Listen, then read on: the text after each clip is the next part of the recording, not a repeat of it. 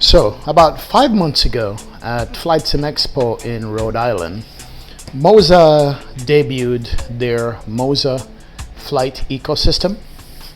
It's an entire ecosystem that not only includes the main throttle, which is shown here on the box, which is the NTQ throttle panel, but that same throttle panel can also be swapped with the handheld controls to an Airbus throttle, which is the TQA throttle module, Airbus, and also the TQA throttle module Boeing.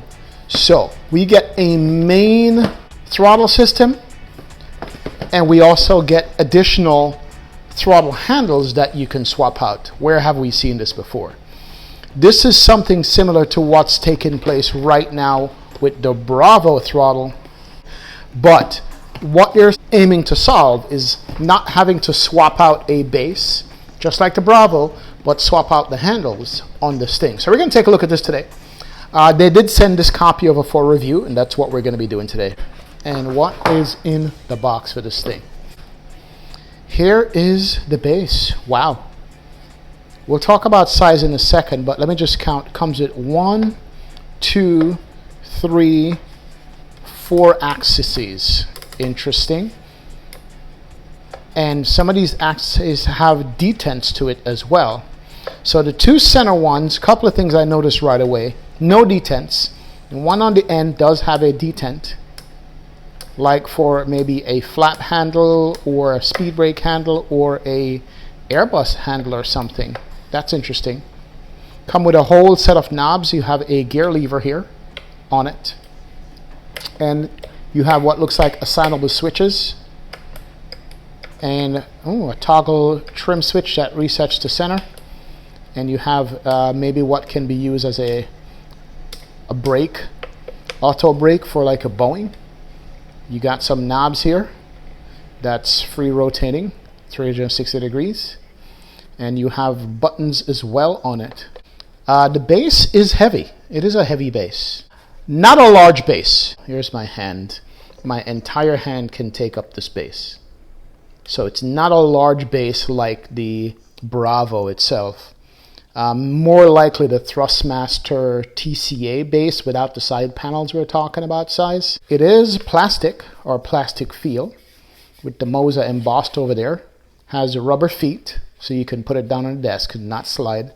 Then you have mountain hole patterns on the bottom as well, which is good. So you can screw this down to like a next level racing chair or something similar. The back of it, you have your USB and you have your transit. I have no idea what transit is. Maybe to connect other peripherals later on or for programming or something like that. But the main thing I noticed right away is the points on the two, what seems to be throttle axis, where these are like data connections or information connections, electric connections that the Bravo has. And I hate to compare it to the Bravo. Also the Thrustmaster Boeing TCA has this as well, where if you put different attachments to it for your handles, it will talk to the sim to do different things. So this is pretty cool. But the more I think about it now, is like, you know what? How much of us have really large desktop space, right? Or have a chair or a setup at home where we can mount everything on it. A lot of us use our desktop, and perhaps this is where this is going to be good to go, is for a desktop. Looks like on the side you can tighten the tension on this thing. We'll read the instructions and see. That's on one side, so you can tighten up this entire thing. I don't know if it tightens the entire section of the quadrants or not. How do they feel? They feel good. They actually do feel good. They don't move sloppily. This actually feels better than the Thrustmaster. It really does. It's actually rivaling the Wing as far as how it feels. It's very stiff. Very, very stiff. And I like that. I like the overall quality. This is surprising me in terms of it's not as big as I thought it should be. Let me go take out one of these throttle quadrants, the Airbus and the Boeing throttle quadrant, and take a look at that and see how they get on with it. And then also look and see what else is in the box. So in the box, you are going to have a few things. This is the default throttle that comes with the panel, the MTQ panel. And it has different levers and springs on there. You'd have to put these in together. So there's the right side, and there's also the left side here with a whole bunch of buttons and so forth. Also, you have tools in here. You have your typical USB. One more thing that's in the box is your data cable. There you go. It's meant to go that way. It's got two levers, so I guess that is idle, and then you lift it up to put it in reverse. The actual axis itself is very tight and very stiff. But let me go get the Airbus throttle and the Boeing throttle on here and see. All right, let's get to the Airbus throttle here. Here is one of your Airbus handle. It's a little ball here for your detents, and I'll show you where this goes. Those little balls are going to go right here. There's some detents here you could see. 1, 2, 3, 4, 5 on both sides. And that's what this is going to sit in to give you that detent field. And then here's your reverser. Doesn't go all the way up like we're used to with an Airbus, but it is what it is. This is the second one. So that would be the throttle number 1 and throttle number 2, because you have the autopilot disconnect, which is an actual switch, which is good. It's actually good that they put these switches in here to disconnect, and then this will be your pull to go into the reverse detent. We'll see how it feels when we set it up. It actually activates a mechanism right here that lifts it over the gate. I'll show you the gate right here. This gate, it's got to go over that for it. Also, along with the Airbus levers, there is your handle assist flap. Literally, this thing weighs like 2 ounces. It is that light. And maybe this is one of the things that didn't impress me when I saw it, because, you know, I would be looking for a little bit more substantial flap handle than this. And same thing with the speed brakes flap handle. Here is the size of my hands, and that's what it looks like. They're tiny. But let's go ahead and put it on the base and see what that looks like. Your speed brakes goes over on this side over here. So you got your 2 handles. Just push it down, it goes down. And now you are in an Airbus style setup. There it is. Actually, the main ones don't look too bad, to be honest. For a desktop, not bad. And then can't pull it into reverse unless you lift the gates up, then it comes back down. You have to push down on this so it's seated all the way. And now you feel the detents. There it is. That's going to be your climb mode. Oh yeah, it requires some force. Climb, flex, toga. Yes, there it is. You can hear the detents there. And there's a good bit of detail between your idle and your climb mode. That is good. And then the reverse now, you can't pull it into reverse at all. It's not going to go into reverse. You do have to lift up on the handle for it to pass the reverse detent for both. And there's actually idle reverse as well. So there's max reverse, idle reverse, and then idle. So they've done a good job with the left and right throttles on the Airbus. I like that.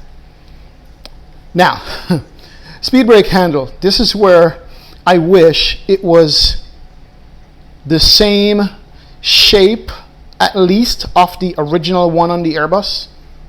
Not something that sticks off to the end. Maybe, you know, give us that little round bulb type for the speed brakes. It has detents. So I think they could have done a little bigger one. It's okay. Same thing with the flap. Flap does have detents all the way from 1 to 2, 3, and full. So here is flap 1, flap 2, flap 3, flap full. Wow. There it is.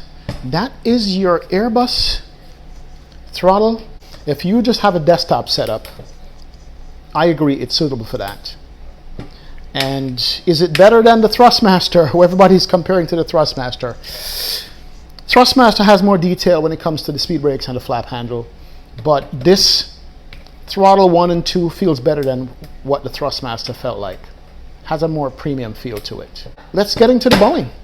With the Boeing handles, let's start with the main items in the Boeing here, which is going to be the handles. This is the auto throttle disengage, which is good to see on a Boeing. Number 2 engine. It's got the reverse switch. It also has a toggle switch. Look at that. So it's multiple switches. It's got the auto throttle disconnect, toggle switch, and the reverse. Second one, same thing. Throttle 1, auto throttle disengage, toggle switch, and the reverse. So there is some detail to this. Dude, what's the size of it? Of course, it's not full size, but does it feel good for a desktop size? I think it sure does. It actually does. And I think it will be the same for the handles, which are so far what's disappointing me are the handles. This being your flap handle, and then the second one here being your speed brake handle. Speed brake is going to be on this side, of course. The flap on, number 1 on, and that's number 2. And there you have your Boeing throttles on this thing. How does it feel? It feels good. It feels nice and stiff. It stays in the position you leave it. It doesn't creep, it doesn't drop, doesn't move on you, which is good. It stays in the position. And it takes a little bit of force, a nice little gliding force for it to move from idle to full toga. No detents at all. And then here's your reverse. You can pull it up, and then there's a little switch here. Override the switch and it stays. Then you disarm it. Then you go. And then you push for toga or auto throttle disconnect. Not bad with the handles. I like the handles. They did a great job with the handles. What I dislike is the speed brake and the flap handle. They're a little bit too tiny. These should have been bigger. These should have come out a little bit bigger here. Up more and bigger. That's my only criticism right now. The base is fairly heavy and weighty. But let's go get these in the sim and see what it feels like in the sim. Let's go set it up. Here's a size comparison between the Moza base and the Thrustmaster base. Now, this is 1 and that is 2. So take away that one. They're both the same size, but this only has 3 quadrants and this has 4 quadrants. The handle on a modded Thrustmaster is actually slightly smaller or same size as the full size that comes with the Moza here. The only disappointing thing for me is the speed brake handle. See the size of the speed brake? And then the flap handle, of course. The size of the flap handle is just tiny. Now here's a size comparison with the newly released Wing throttle quadrant. And you can tell the handles are the same size. They're very close to being the same size of each other. And so size-wise, it actually is comparable to Thrustmaster and Wing when it comes to the handles. So now we're in the sim and the software loads up perfectly. The Moza software I already had because of the base for the Yoke, and here's the MTQ shows up with the firmware and everything. And what I love about it, it shows you all the axes that you can use. There is the speed brakes, the flap axis, and also the throttle axis. And then the reversers are buttons, and the toga button and the auto throttle disconnect button. So all the buttons are mappable in the sim. You could do the backlighting on here for the device. You could do a manual lighting, or you could do device lighting, which changing the lighting characteristics or the brightness of it. And you could change the color. So you could go ahead and change the color. Let's change the color to a red. Oh wow, look at that. It changes the color of the buttons. All right, took us about 10 minutes to map everything. It was pretty simple. Throttle 1, throttle 2, speed brake axis. So there's a detent that arms the speed brakes right there, which is pretty cool. Then the rest. Now on the flap side of it, there's really no set detent for the 737, but toga mode, if we arm the auto throttle here and we press the toga button, we go up and press toga. There it is, airplanes in toga. And we can do auto throttle disconnect on that. And for the reverse, it's just decreased throttle. That puts it in reverse mode. Both are popped up here. Now, if you release them, it doesn't disarm. You have to move the throttle forward. That's how it's always been for me in Microsoft. If you know how to set that up properly, I don't know. Maybe it should be a button or something like that. But so, time to take a flight with this and give you my final thoughts on what I think about it. But the throttle axis is really nice as far as just stays exactly where you put it. There's no creep, and this feels like it's going to be very, very good. All right, here we go. Time to do a toga takeoff. Hit the toga button. There it is. Full toga works. Not a problem.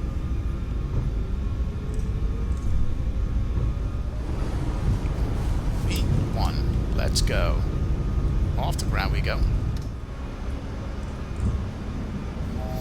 Alright, gear up, level off, and let's go do a circuit here and bring her back around and land. Alright, let's go ahead and bring him into land here. Let's get the auto throttle off. Auto throttle is off, my airplane. Center line. 100. 50, 40, 30, 20. Bring our speed back gently. 10. Set her down nicely. Here we go. Oh yes, butter. Reverse. Keep the nose up. Oh yeah, that feels good. Slowing down. Very nice. Manual braking. And reversers can go off. There it is. Yeah, ladies and gentlemen, I have to say that I do like this throttle. My only gripe about the throttle is the size of the flap handle and the speed brake handle. Size of the flap, speed brake are my only gripes with this throttle, honestly. For a desktop throttle that you're going to be having on your desk, it is actually pretty good. Even with my center pedestal right here, it is actually very nice. The last thing to talk about with this product is the price. The MTQ throttle base is $199. The Moza TQB for the Boeing is $39. That's the handles and the flaps. And for the TQA, which is the Airbus, it's also $39 for the handles and the flaps. So the price is actually fairly decent compared to what the Brava Throttle Quadrant and the Thrustmaster TCA is costing you for a Boeing and an Airbus combined. So it's not a bad price. And for that reason, I'm going to have to give this Throttle Quadrant combo a really good score. The score is fair because you could have one base and swap out for the individual components that you choose to get. Also, it comes with the default one for if you do DCS and any kind of combat simulator. So you're going to get that as well when you buy the base for only $199. And then you can add your Airbus or your Boeing throttle to it. So the price is very good.